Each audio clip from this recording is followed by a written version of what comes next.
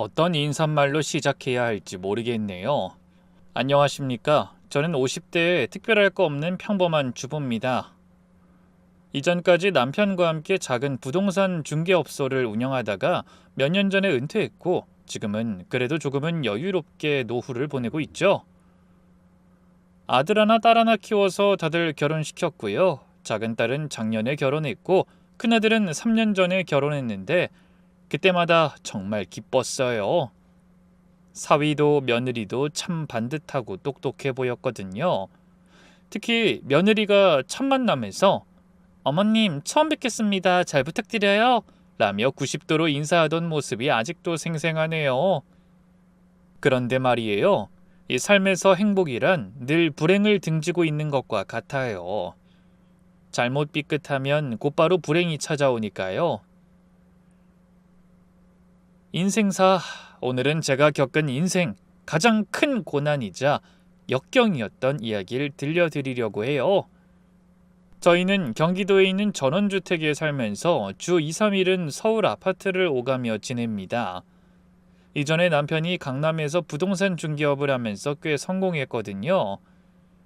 젊을 때부터 밤낮 없이 일한 덕분에 노후 준비는 그래도 어느 정도는 해뒀고 지금은 서울에 빌딩 몇 개를 임대 놓아서 매달 정기적인 수익이 들어오고 있어요.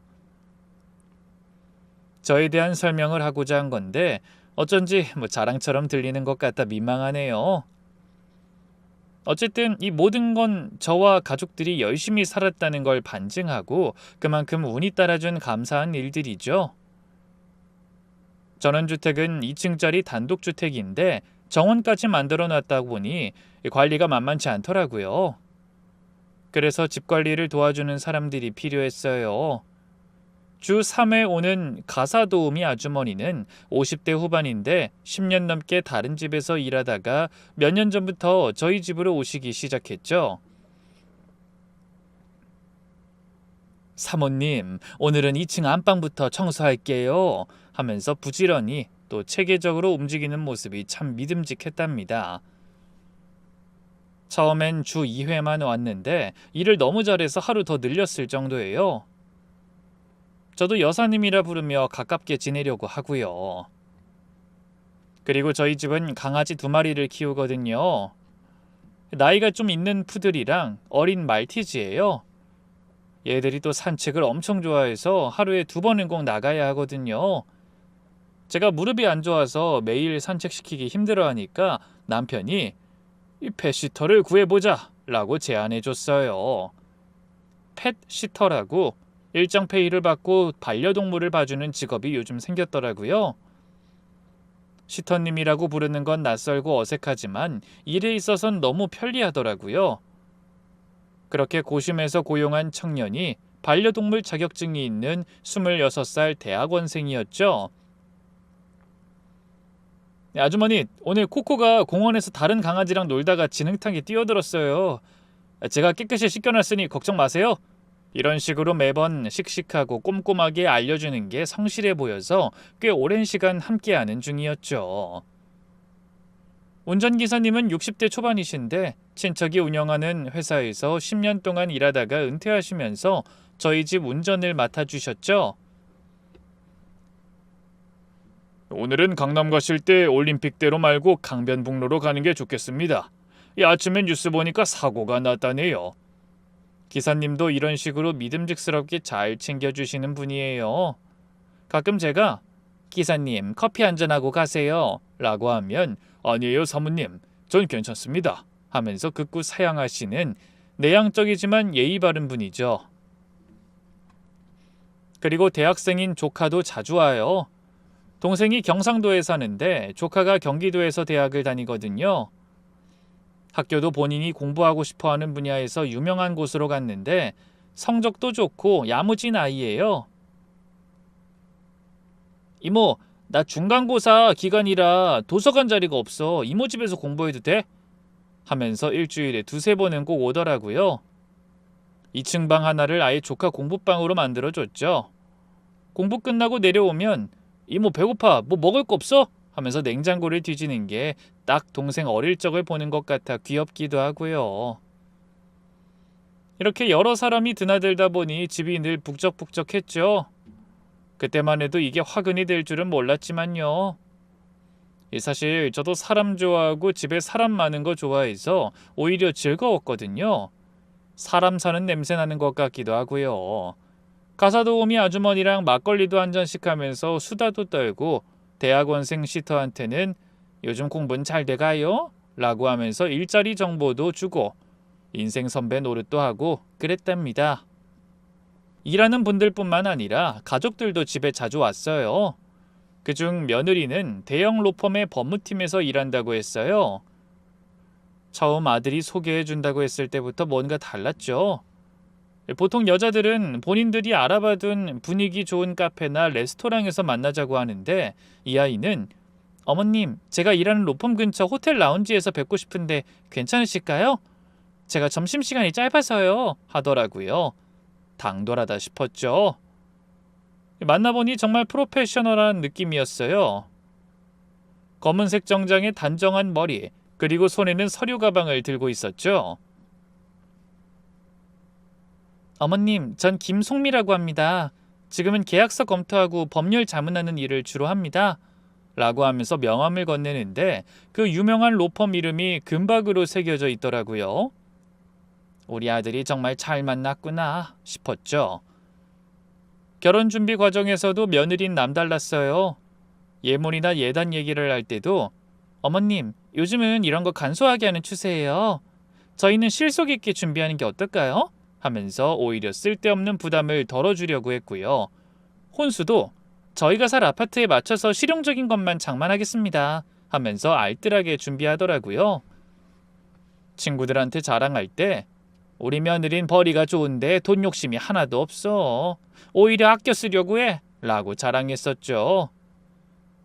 사돈은 상견례 때와 결혼식 때 딱 2번 봤었는데 그때마다 말씀이 없으셔서 낯을 가리는 조용하신 분들인가 했거든요. 그런데 며느리가 살뜰히 잘 사니 사돈이 생각나면서 며느리가 부모님을 닮아서 거치장을 신경 쓰지 않는 실속파였구나 싶더라고요. 결혼 후에도 휴일에 집에 찾아와 어머님, 제가 금융 서류 정리 좀 도와드릴게요. 이런 건 제가 전문이니까요. 하면서 늦게까지 남아 있었어요. 그때 처음으로 우리 집 재산 현황을 며느리가 알게 됐죠. 어머님, 이렇게 많은 부동산을 관리하시느라 힘드시겠어요. 세금 신고나 임대차 계약서 관리도 복잡하실 텐데 하면서 걱정하더라고요. 괜찮아, 세무사한테 맡기고 있어 했더니 그래도 가족 중에 법률 전문가가 있으니 제가 한 번 더 검토해 드릴게요. 혹시 놓치는 부분이 있을 수도 있으니까요. 라고 하는 거예요. 남편도 우리 정말 복받았다. 며느리가 이렇게 야무지니 하면서 좋아했고 작은 딸도 엄마, 새언니 정말 괜찮은 사람 같아. 오빠한테 과분할 정도야 라고 했죠.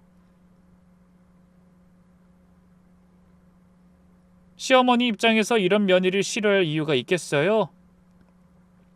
친구들 만날 때마다 우리 며느리가 말이야 대형 로펌 다니는데도 시댁일에 이렇게 신경 써줘. 전문 영어로 뭐라 하면서 세금도 아껴주고 하면서 입에 침 마르게 자랑했었답니다. 그런데 아들과 며느리가 결혼한 지 1년쯤 지났을 때 이상한 일이 일어났습니다. 평화롭던 우리 집에 처음으로 도둑이 든 거예요. 아니 그땐 도둑인지도 몰랐죠. 거실 서랍장에 넣어둔 현금 20만 원이 사라진 겁니다. 그날 아침 가사도우미 아주머니가 청소하다가 사모님, 여기 서랍에 보통 뭐 두세요? 오늘 보니까 텅 비어있는 채로 열려있던데요 라고 말하는 거예요.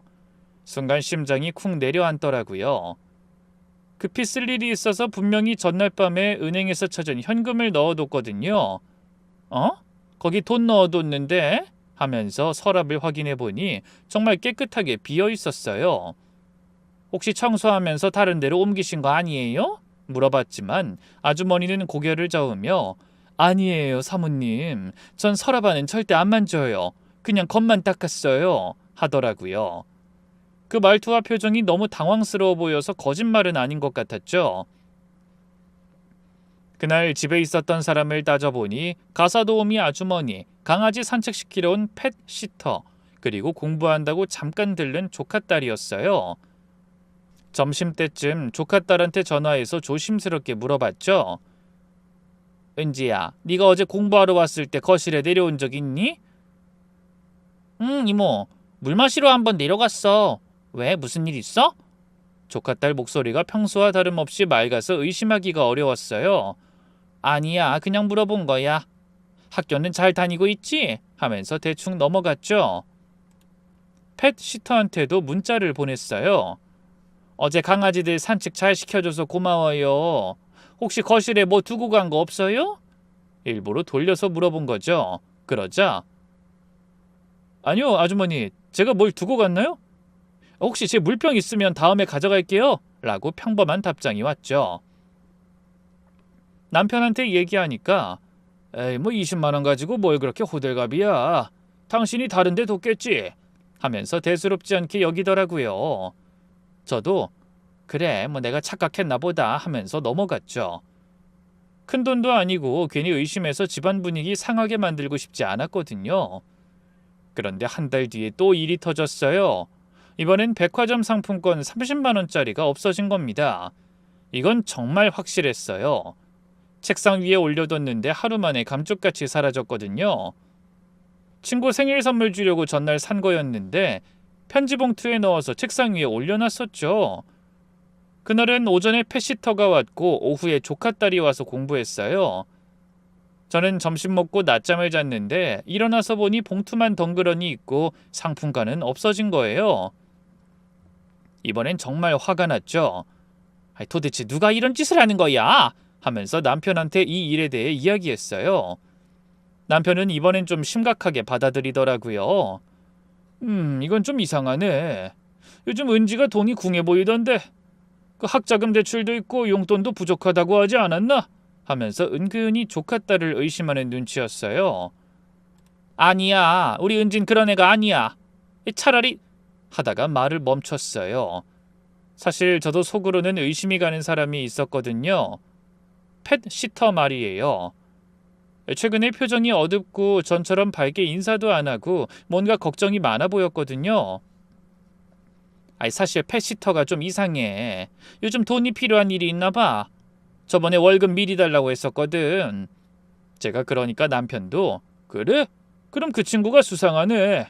내일 와서 일할 때 슬쩍 떠봐봐 하더라고요. 제가 굳이 남을 의심했던 건 물건이 없어질 때마다 가족들은 꼭 자리에 없었다는 거예요. 특히 며느린 근처에도 없었어요.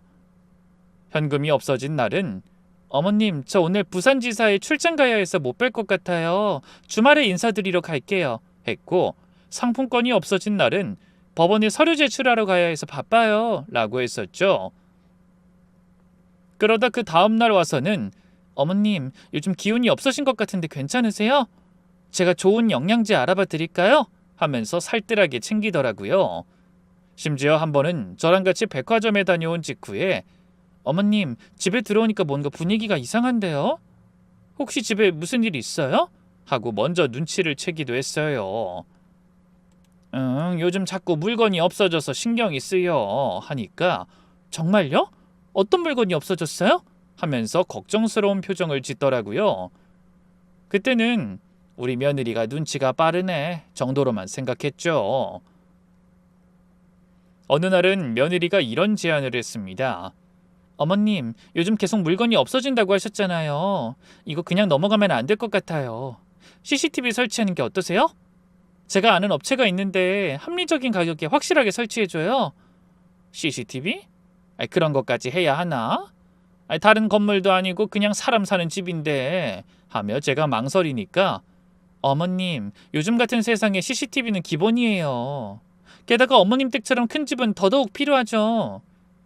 제가 다 알아봐 드릴게요 하면서 적극적으로 나서더라고요. 결국 며느리의 설득에 CCTV를 설치했어요. 거실, 현관, 복도, 심지어 2층 계단까지 주요 장소에 다 달았죠. 업체 사장님이 와서 이 정도면 집안 구석구석 다 감시할 수 있습니다 하더라고요. 그런데 웃긴 건 그 후로도 물건은 계속 없어졌다는 거예요. 나중에 CCTV를 확인해 보면 아무것도 안 찍혀 있었어요. 이상하다. 분명히 여기 뒀는데 하면서 확인해 보면 꼭 사각지대에서만 물건이 없어진 거더라고요. 어떻게 그렇게 사각지대를 알고 교묘히 가져간 건지 결국 CCTV 설치엔 의미가 없어서 그렇게 방치되고 말았죠. 그러던 중 운전기사님이 어느 날 조심스럽게 말씀하시더라고요. 사모님, 제가 이런 말씀 드려도 되는지 모르겠는데 어제 가사도우미 아주머니가 누군가랑 통화하는 걸 들었는데 도박 얘기를 하더라고요. 무슨 로또방인지 화투방인지. 충격이었죠. 10년 넘게 남의 집 일하면서 한 번도 문제 없었다는 아주머니가 도박이라니. 정말요? 아주머니가 도박을요? 제가 놀라니까 기사님이 저도 우연히 들은 거라 확실하진 않은데 돈 얘기 계속 하시더라고요. 하셨어요. 그런데 더 놀라운 건 며느리도 비슷한 정보를 가져왔다는 거예요. 어머님, 제가 이런 말씀 드리긴 좀 그런데 법원에서 우연히 들은 얘긴데 요즘 도박에 빠진 5, 60대 가정주부들이 많대요. 혹시 모르니 조심하셔야 할 것 같아요.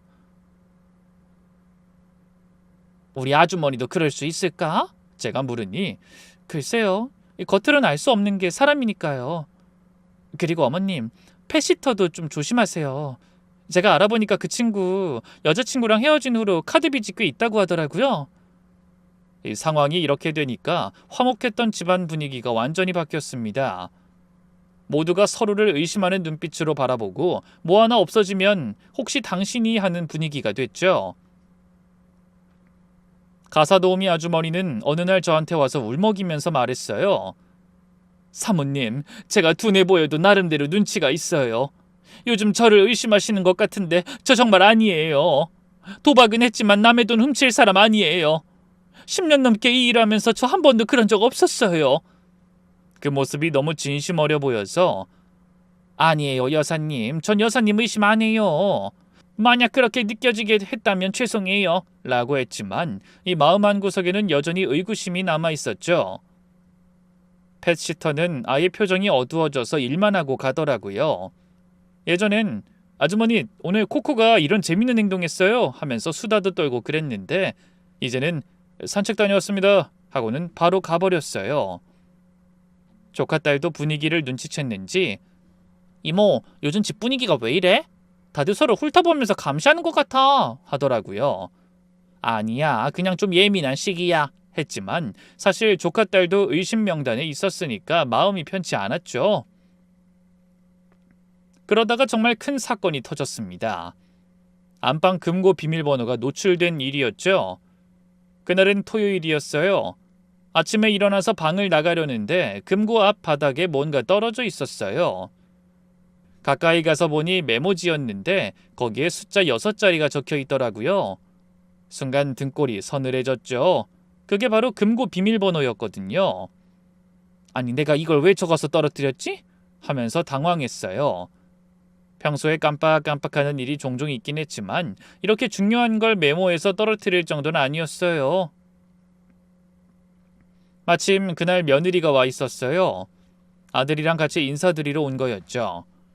제가 당황해서 메모지를 주우려는데 며느리가 먼저 발견했어요. 어머님, 이거 보세요. 금고 비밀번호 아니에요? 얼굴이 정말 빨개졌어요. 어머, 이게 왜 여기? 하면서 황급히 메모지를 받았죠. 며느리는 걱정스러운 표정으로 어머님, 이거 정말 위험해요. 누가 봤으면 큰일 날 뻔했네요. 하더라고요. 아들도 엄마, 이런 건 조심해야지. 왜 비밀번호를 적어놔? 하면서 잔소리를 했어요. 정말 부끄럽고 창피했죠. 미안, 내가 요즘 깜빡깜빡해서 하면서 변명했지만 속으로는 내가 정말 이런 걸 적었나? 하는 의구심이 들었어요. 며느리가 나서서 어머님, 제가 새 비밀번호로 바꿔드릴게요. 그리고 이번엔 절대 잊어버리지 않는 번호로 하세요. 어머님 생일이나 결혼기념일 같은 건 너무 뻔하니까 다른 숫자로 조합해서 만들어 드릴게요. 했어요. 그래서 며느리랑 같이 새 비밀번호를 정했죠. 어머님, 이 번호는 어머님만 아는 특별한 날짜로 조합한 거예요. 절대 다른 사람한테 말하시면 안 돼요. 하면서 신신당부하더라고요. 그때 며느리가 금고안을 슬쩍 보더니 어머님, 금고안이 너무 어수선한데요? 중요한 서류들이 이렇게 아무렇게나 쌓여있으면 나중에 필요할 때 찾기 힘들어요 하는 거예요. 맞는 말이었어요. 각종 부동산 서류며 금융 서류, 보험 서류들이 정리 안 된 채로 쌓여 있었거든요. 그래, 뭐 정리를 해야 하는데 엄두가 안 나서 하니까 며느리가 제가 정리해 드릴까요? 저 이런 거 전문이잖아요 하면서 적극적으로 나서더라고요. 정말? 아이 그럼 고맙지. 근데 너무 번거롭지 않을까? 하니까 어머님 뭘 그런 걸 가지고 가족인데 당연히 도와드려야죠 하면서 웃었어요. 그 순간엔 정말 복받았다 싶었죠. 며느린 정말 꼼꼼하게 일을 처리했어요. 서류를 종류별로 분류하고 투명 파일에 라벨까지 붙여서 깔끔하게 정리해줬죠. 어머님, 이 서류는 매년 5월에 세무서에 신고하셔야 하는 거고요. 이건 임대차 계약 갱신할 때 필요한 서류예요. 그리고 이 보험은 내년에 만기니까 미리 확인하세요. 정리하다가 며느리가 어머님, 근데 통장이 너무 여러 개예요. 이 은행 저 은행 다 흩어져 있으면 관리가 어려우실 텐데 라고 하더라고요. 사실 맞는 말이었어요. 남편이 사업할 때부터 여기저기 통장을 만들어놨는데 지금은 쓰지도 않는 게 대부분이었거든요. 그러게 정리를 해야 하는데 어디서부터 손대서 어떻게 해야 할지 모르겠네. 어머님, 지금 금리가 좋은 특판 상품이 나왔어요.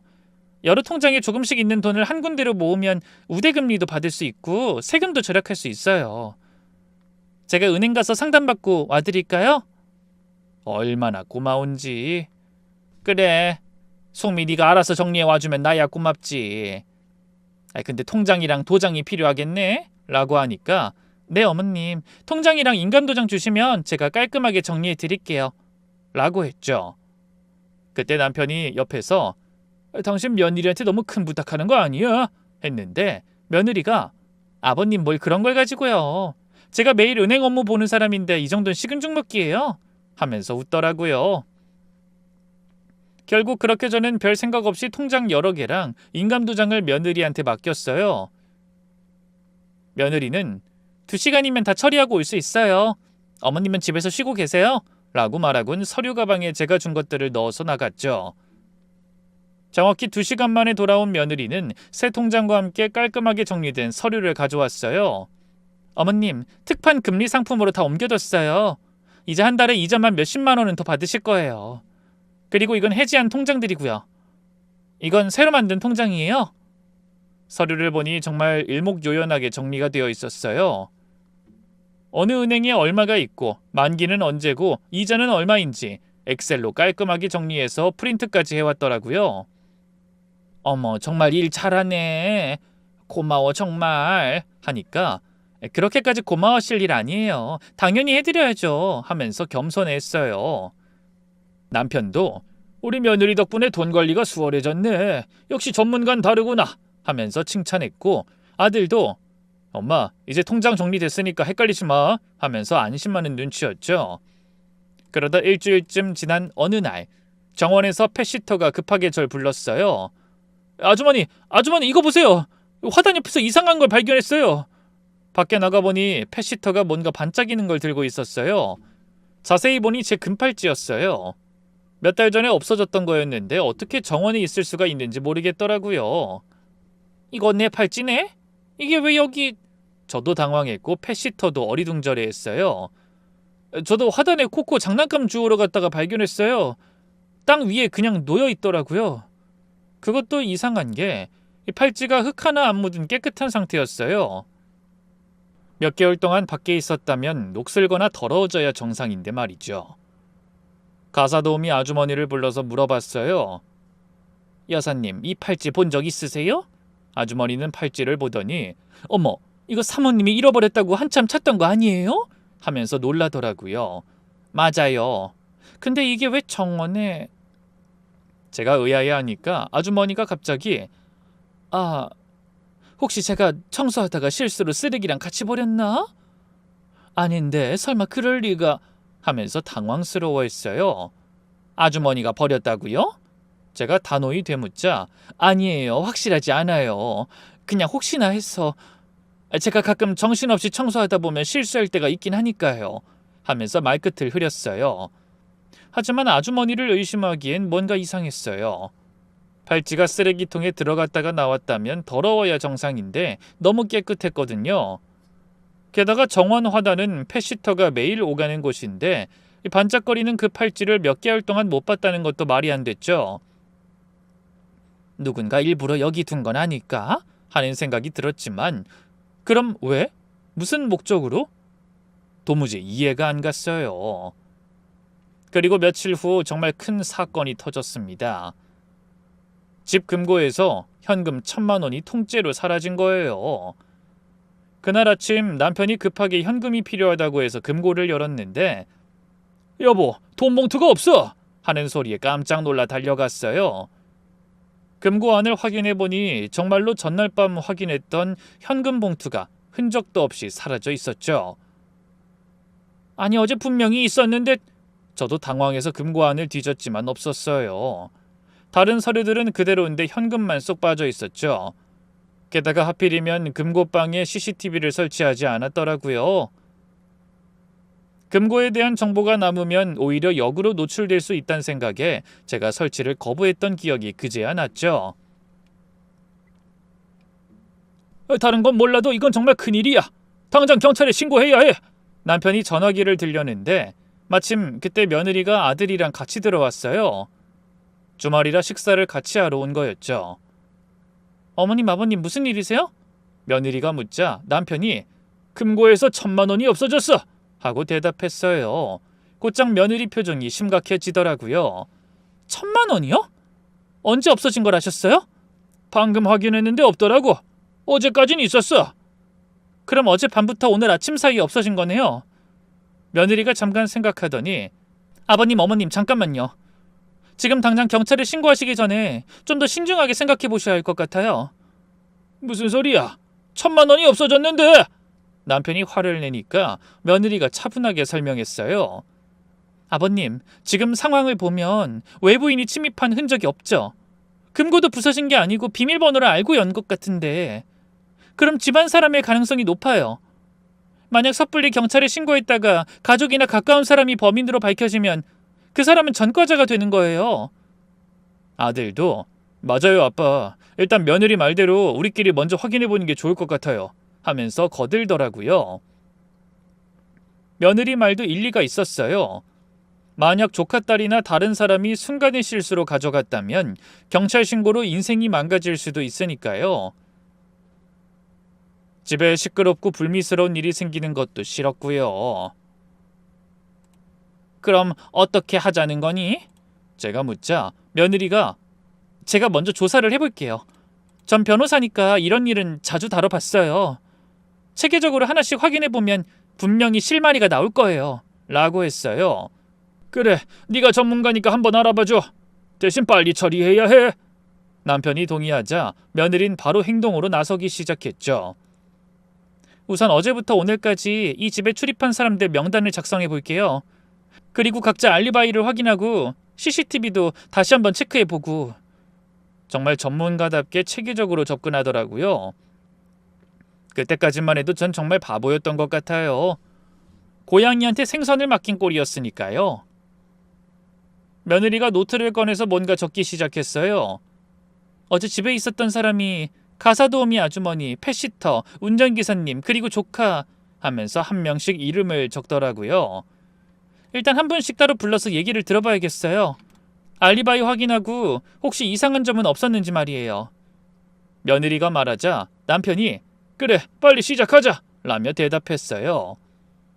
지금 생각해보면 정말 어이없는 상황이었네요. 며느리는 여러 번 해본 전문가답게 집안 사람들을 하나씩 조사했어요. 먼저 가사도우미 아주머니를 따로 불러서 이야기를 나눴죠. 아주머니, 어제 몇 시에 퇴근하셨어요? 5시에 퇴근했어요. 평소랑 똑같이요. 아주머니는 이런 일이 처음이라는 듯 불안한 표정으로 대답했어요. 며느리는 마치 진짜 변호사처럼 꼼꼼하게 질문했죠. 퇴근하실 때 금고 쪽은 안 가셨고요? 네, 전 2층은 올라가지도 않았어요. 그러면서 메모를 하더라고요. 노트에 빼곡히 적으면서 고개를 끄덕이는 모습을 우리로선 믿을 수밖에 없었죠. 혹시 퇴근하실 때 이상한 적은 없으셨나요? 평소와 다른 점이라든지. 아니요, 없었어요. 평소처럼 현관문 잠그고 나왔습니다. 다음은 펫시터 차례였어요. 어제 강아지 산책 몇 시에 했죠? 4시에서 5시 사이였어요. 그 후엔 바로 가셨나요? 네, 바로 갔습니다. 펫시터는 여전히 어두운 표정이었지만 대답은 또렷했죠. 며느리가 산책할 때 집 주변에서 수상한 사람은 못 봤나요? 하고 물으니 아니요, 평소와 똑같았어요 했어요. 조카도 조사를 받았어요. 어제 공부하다 몇 시에 갔어요? 8시쯤 갔어요. 이모가 저녁 먹고 가라고 했는데 약속이 있어서. 은지는 뭔가 억울한 표정을 지었어요. 2층에서 공부만 했어요?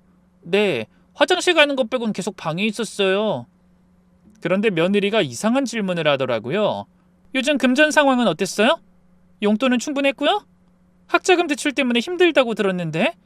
그러자 은지가 당황하면서 네? 그게 지금 이 일이랑 무슨 상관이 있는데요? 하니까 며느리가 아니요, 그냥 물어본 거예요. 이제 가족이니까 걱정돼서요. 하면서 넘어갔죠. 하지만 은지 표정은 이미 상할 대로 상한 상태였죠. 설마 저를 의심하는 건 아니겠죠? 하니까 며느리가 아니에요. 그런 건 아니고 상황만 파악하는 거니까 기분 나빠하지 마요. 라고 했지만 분위기는 이미 싸해졌죠. 각자 알리바이를 확인하고 나서 며느리가 확인할 게 있다며 잠깐 외출을 했어요. 그리고는 1시간 후에 돌아와 우리를 불러 모았어요. 일단 어제 저녁 이후로는 외부인이 들어온 흔적이 없어요. CCTV 확인해봤는데 특별한 건 없었고요. 현관이나 창문도 다 잠겨 있었다고 하시니 외부 침입은 아닌 것 같습니다. 그러더니 서류를 꺼내 보여주면서 그런데 어머님, 아무래도 말씀드려야 할 것 같네요. 제가 이상한 걸 하나 발견했었거든요.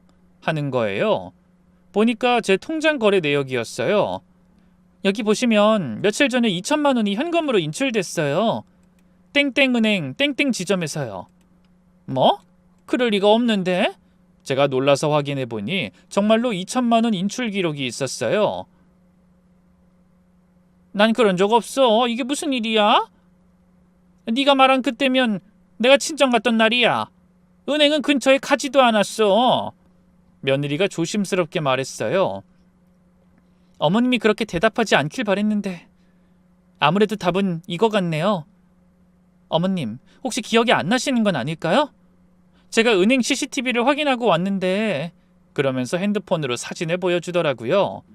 흐릿하긴 했지만 저와 비슷한 사람이 은행 ATM 앞에 서 있는 모습이었어요.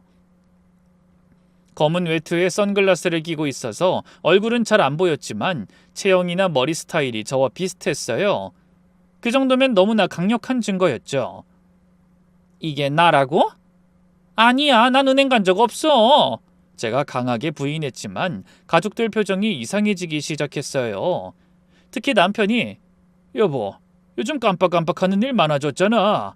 지난주에도 가스불 끄는 거 잊어버렸고. 혹시 하는 거예요. 아니라니까.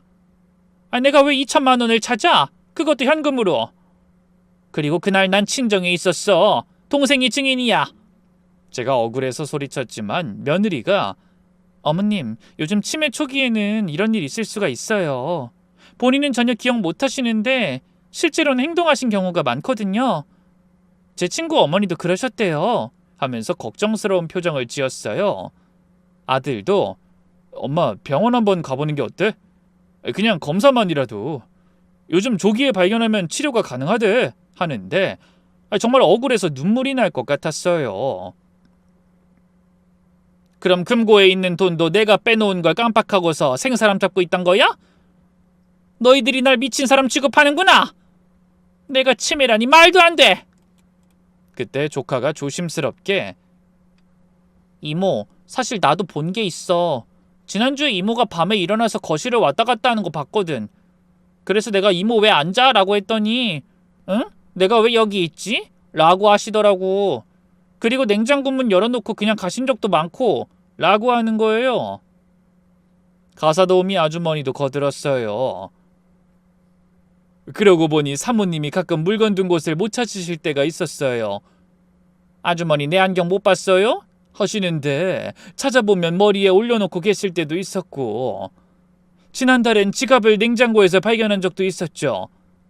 그땐 다들 웃으면서 넘어갔는데 운전기사님까지 사모님 죄송한데 저도 한 말씀 드리면 지난주에 병원 가신다고 하셔서 모시고 갔는데 도착하니까 우리가 여기 왜 왔지? 하셨어요. 그래서 제가 병원 오신다고 하셨잖아요 했더니 아 맞다 하셨는데 하고 말했어요. 이렇게 모든 정황이 저를 치매 초기 환자로 몰아가고 있었어요. 하지만 전 그냥 건망증이 있는 것뿐이지 정말 멀쩡했거든요. 2천만 원을 찾은 기억도 없고 그 돈이 어디 있는지도 몰랐어요. 머릿속이 하얘지면서도 이건 다 계획된 거구나 하는 생각이 들었지만 증거가 없었죠. 그때 며느리가 결정타를 날렸어요. 어머님, 혹시 다른 곳에 돈을 숨겨놓으신 건 아닐까요? 치매 초기 증상 중에 물건을 숨기고 잊어버리는 게 있거든요. 보통 자기만 아는 곳에 숨겨놓고는 완전히 잊어버리시죠. 우리가 같이 찾아봐야 할 것 같아요. 그럴 리가 하면서도 점점 불안해졌어요. 정말 내가 어딘가에 숨겨놓고 잊어버린 걸까? 아니면 누군가 날 모함하는 걸까? 하지만 가족들이 하나같이 내 이상행동을 증언하니 저도 헷갈리기 시작했어요. 그런데 며느리가 더 충격적인 주장을 했어요. 어머님, 죄송한데 하나 더 말씀드릴 게 있어요. 사실 저희 집 금고도 누군가 여러 번 흔적이 있어요. 이전에 확인하려고 했더니 비밀번호가 여러 번 잘못 입력된 기록이 있더라고요. 뭐? 너희 집 금고를? 남편이 놀라서 물었어요. 네. 그리고 며칠 전 아침에 확인해보니 금고 근처에 어머니 머리핀이 떨어져 있었어요. 그리고 현금 5천만 원이 없어졌고요. 뭐? 5천이나? 제가 놀라서 되묻자 며느리가 차가워진 표정으로 말했죠. 저도 믿기 힘들어서 두고 보자고 했었는데 아무래도 상황을 보니 맞는 것 같네요. 그리고선 가방에서 제 머리핀을 꺼내주더라고요. 보니까 정말 제 머리핀이 맞았고요. 말도 안 돼. 내가 왜 너희 집 금고를 열어? 비밀번호도 모르는데. 제가 항변했지만 며느리는 어머님, 지난번에 저희 집에 오셨을 때 제가 금고 여는 걸 옆에서 보셨잖아요. 아무래도 무의식 중에서 기억하고 계셨다가 저희 집에 와서 하면서 의미심장하게 말했어요. 아들이 화가 난 표정으로 엄마 아니지? 엄마가 그럴 리가 없잖아. 정말 우리 집 금고를 열어본 거야? 지금 상황에선 엄마 아니면 그럴 만한 사람이 없는데 라고 하니까 정말 하늘이 무너지는 것 같았어요. 내 아들마저 날 의심하다니. 아니야. 난 너희 집 금고 근처에도 안 갔어. 지난번에 갔을 땐 거실에만 있었어. 그럼 엄마 머리핀이 왜 거기 있어? 그건 내가 알 수가 없지. 누군가 조작한 거야. 분위기가 점점 험악해지자 며느리가 나섰어요. 모두 진정하세요. 어머님도 일부러 그러신 게 아니에요. 병 때문에 그러신 거니까 우리가 어머님을 도와드려야 해요. 아 무슨 병? 난 멀쩡하다고! 제가 소리쳤지만 이미 가족들은 저를 환자 취급하고 있었어요. 남편까지 나서서는 저만 들리는 작은 목소리로 당신 요즘 스트레스를 많이 받았잖아. 그래서 그런 거 아닐까? 병원 가서 상담이라도 받아보자. 더 일 키우지 말고 라고도 했죠. 며느린 마지막 한 방이 필요하다고 생각했는지 거기서 멈추지 않았어요. 어머님, 그리고 하나 더 있어요. 어머니가 최근에 병원에 간 기록을 찾아봤거든요. 근데 치매 검사를 받으신 기록이 있더라고요. 뭐? 난 그런 적 없어. 제가 놀라서 부인했지만 며느린 태블릿을 꺼내서 뭔가를 보여줬어요. 여기 보세요. 땡땡 대학병원 신경과에서 2달 전에 검사 받으신 기록이에요. 의사 선생님 소견에 경도 인지장애 의심이라고 나와 있네요. MRI 검사도 받으셨고 인지 기능 검사에서 낮은 점수가 나왔다고. 서류를 자세히 보니 정말 제 이름과 주민번호가 적혀 있었고 병원 도장까지 찍혀 있었어요. 심지어 의사 서명까지 있었죠. 하지만 전 기필코 그 병원에 간 적이 없었거든요. 이건 조작이야. 난 거기 간 적 없어. 땡땡 대학병원은 집에서 너무 멀어서 갈 일도 없고. 하지만 가족들은 이미 저를 의심의 눈초리로 바라보고 있었죠. 이젠 제 말이 아예 들리지 않는 것 같았어요. 정말 억울해서 미칠 노릇이었죠. 눈뜨고 코베이는 기분을 실감하면서요. 그때 며느리가 결정적인 한마디를 써요. 사실 병원에서 어머니 보호자로 등록된 제게 연락이 왔었거든요. 어머니가 예약하고 안 오셔서 확인 전화 왔었는데 제가 그땐 대수롭지 않게 넘겼거든요.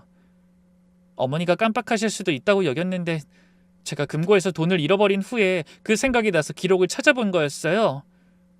보호자? 내가 언제 널 보호자로 등록했어? 어머님, 작년에 건강검진 받으실 때 제가 같이 가서 서류 작성 도와드렸잖아요. 그때 비상연락처에 제 번호 적으셨고요. 병원에선 자동으로 보호자로 등록됐나 봐요. 순간 아차 싶었어요. 맞아. 작년에 며느리가 병원 동행해 준 적이 있었죠.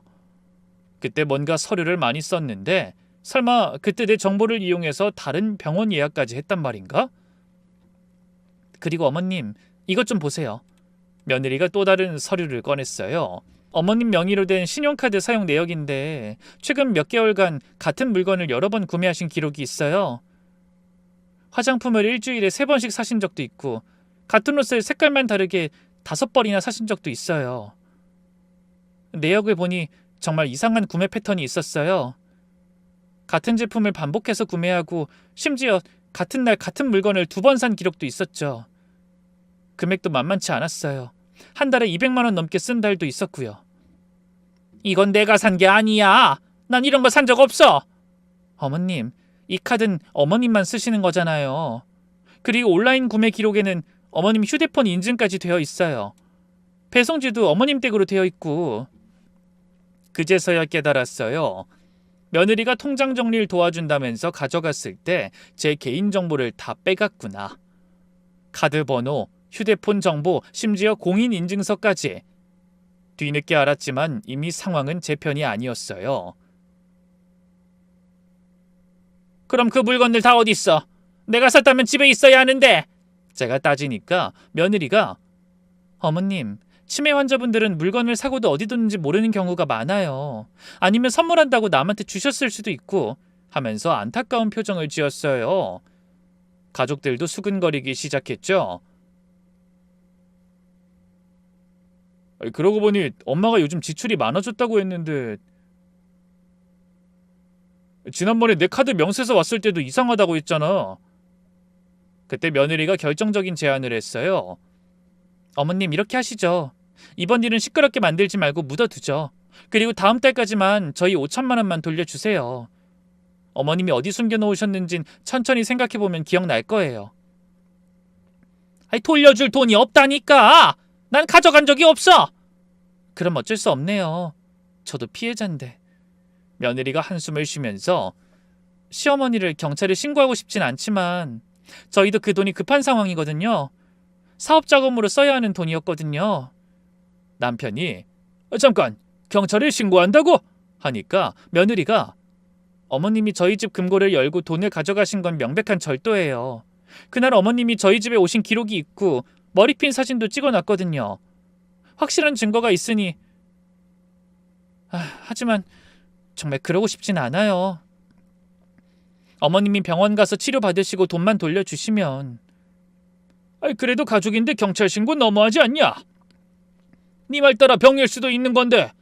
남편이 말리려 했지만 전 오히려 단호하게 말했어요. 신고해! 난 떳떳하니까. 경찰 조사받으면 내가 안 했다는 게 밝혀질 거야.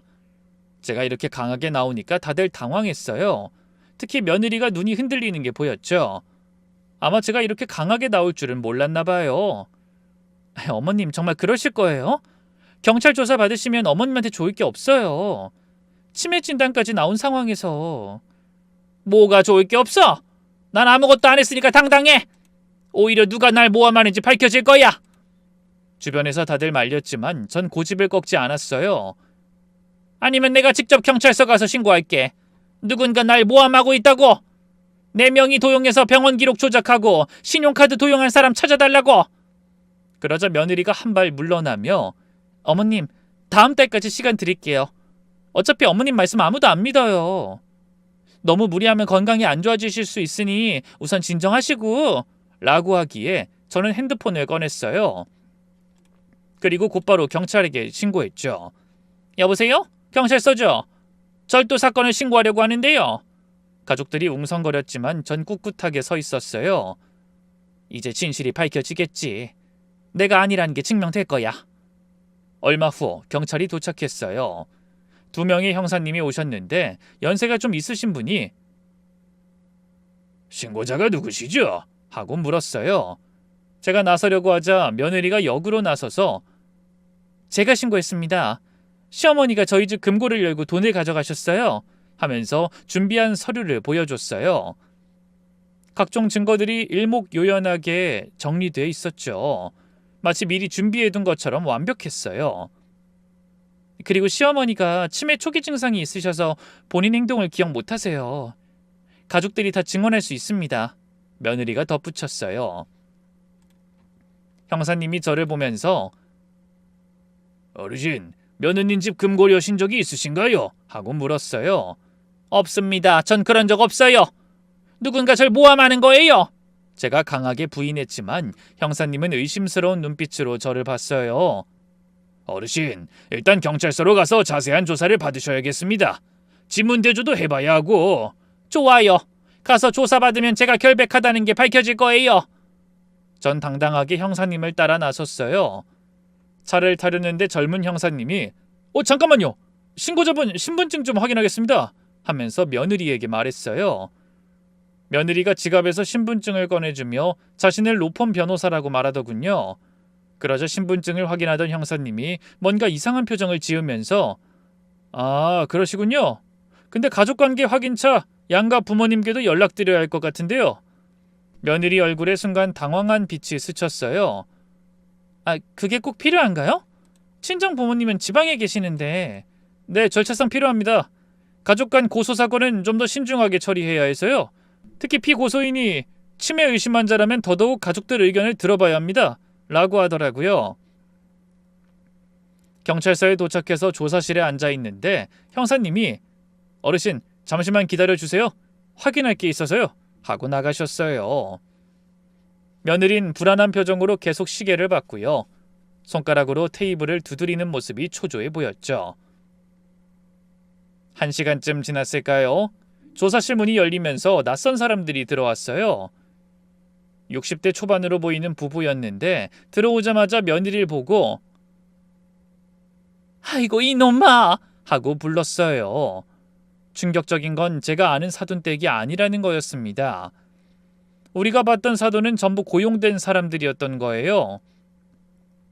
며느리 얼굴이 하얗게 질렸어요. 아무 말도 안 하고 부부를 쳐다보지도 않았죠. 죄송합니다. 정말 죄송합니다. 어머니로 보이는 분이 갑자기 제게 무릎을 꿇었어요. 너무나 당황스러워서 어찌할 바를 모르겠더라고요. 저희 딸이 또 이런 일을 정말 면목이 없습니다. 뭐라고요? 제가 당황해서 일으켜 세우려 하는데 며느리 아버지도 고개를 숙였어요. 사실대로 다 말할 테니 용서해 주세요. 언젠가 이런 일이 일어날 줄 알고 밤잠을 설친 게 10년이 넘었습니다. 죄송합니다. 저는 상황 파악이 안 돼서 그저 알고 있는 사실 그대로 전부 말해달라고 했어요. 그러자 모든 걸 들켰다고 생각했는지 며느리의 부모, 그러니까 진짜 사돈이 진실을 술술 말해주기 시작했습니다. 사실 저희 딸이 변호사가 아닙니다. 그 로펌에서 사무보조로 일하다가 해고됐어요. 서류 정리하고 복사하는 일만 했는데 변호사인 척하고 결혼한 거예요. 충격이었어요. 그럼 변호사 자격증은 다 위조예요. 저희도 나중에 알았습니다. 사실 저희 아이가 허언증이 있어요. 고등학교 때부터 거짓말을 밥 먹듯이 하고 정신과 치료도 받았는데 잘 안 됐어요. 며느리 어머니가 울면서 말을 이었어요. 전에도 다른 집에서 비슷한 일을 저질렀어요. 시댁 재산을 노리고 접근했다가 그땐 저희가 무릎 꿇고 빌어서 협의했는데 이름까지 바꾸고서 또 이런 일을. 경찰서까지 오게 되니 더는 숨길 수가 없네요. 이번 결혼은 저희가 심하게 반대하니 알아서 하겠다고 했는데 결국 또 이렇게 될 줄은 몰랐습니다. 죄송합니다. 형사님이 서류를 보여주면서 이분이 준 자료를 자세히 확인해보니 위조 같더라고요. 그래서 그 자리에서 바로 알아보니 변호사 등록도 안 돼 있었고요. 아마 현장에서 그렇게 확인해볼 거라곤 생각지 않았겠죠. 자, 보세요. 은행 CCTV 원본입니다. 하면서 선명한 사진을 보여줬어요. 사진 속에는 제 옷을 입고 가발까지 쓴 며느리가 ATM에서 돈을 찾는 모습이 찍혀 있었어요. 2천만 원을 찾은 사람은 어르신이 아니라 며느리분이었습니다. 변장을 했지만 키 차이나 걸음걸이로 확인됐습니다.